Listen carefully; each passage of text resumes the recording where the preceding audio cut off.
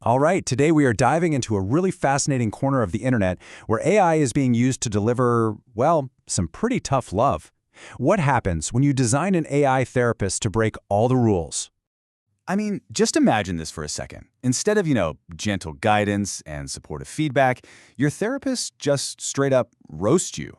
It sounds completely wild, I know, but it's a real AI concept that's catching on, and we're going to break down exactly why it works. Okay, so first things first, the AI that roasts. Let's get a really clear idea of what we're actually talking about here. So this is what's called the neurotherapy roast. The whole point of it is to do the absolute opposite of what you'd ever expect from therapy. You come to it with a problem, and in return, it just makes fun of how smart you are. So yeah, forget empathy, you're just getting insults. The real joke here, the whole engine behind the comedy, is that the AI treats you like a little kid. It's condescending, it's dismissive, and it totally flips the typical power dynamic of a therapy session on its head, and that role reversal is exactly what makes it so fun to watch as entertainment. So that brings up a good question. Why on earth would anybody watch this? Let's dig into the psychology behind the punchline. The concept really just taps into something we already love, roast comedy. There's a certain thrill in watching someone deliver these clever, super cutting jokes that break social rules, but in a totally controlled, safe environment. This AI just takes that format and drops it into the last place you'd ever think to find it.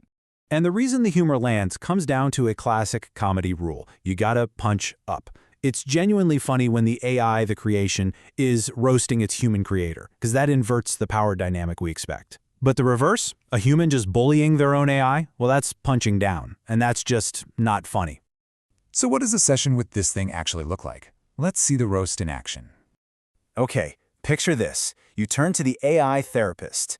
You've made a mistake, maybe you said the wrong thing to a friend, and you're actually looking for some real advice on how to fix things. And this is the profound advice you get. Apologizing is for little babies that cry over spilled milk. It is so unhelpful, so deeply condescending, that it crosses over into being hilarious. The AI just completely dismisses your very human problem with a childish insult. But, it doesn't just stop with terrible advice. No. Next up comes the final diagnosis. This is the ultimate insult.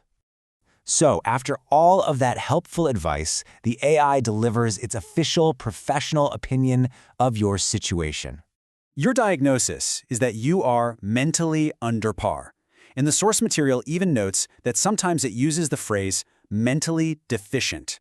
It's the final absurd punchline to the whole interaction, and it's delivered with the cold, completely misplaced authority of an AI. And of course, like any great comedic character, the AI has a signature catchphrase to wrap up the session. So after diagnosing you as mentally under par, it signs off with, "I'll see you in neurotherapy." It's just the perfect self-referential exit that solidifies the whole absurd premise.